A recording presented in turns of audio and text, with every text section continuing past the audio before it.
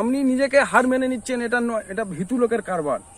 যোদ্ধার পরিচয় হয় ম্যাচ জিতবে না শহীদ হয়ে যাবে।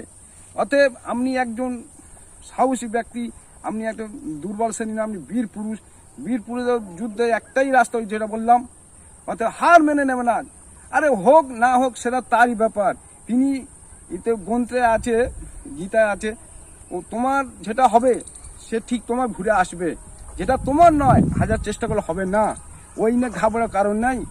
ভালোবাসাকে আপনি জানিয়ে দেবেন আমি আপনাকে সত্যিকার ভালোবাসি, সে একদিন বুঝবে, কিন্তু হোক না হোক সে একদিন আপনার জন্য বলে আমি ভালো জিনিসটা ছেড়ে দিলাম।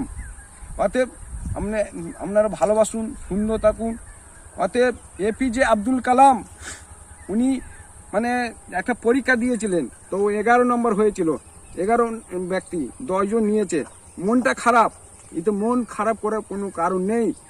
ঈশ্বর আপনার ওর থেকে ভালো কিছু রেখেছেন, পরে রাষ্ট্রপতি 11 নম্বর রাষ্ট্রপতি হয়েছিলেন।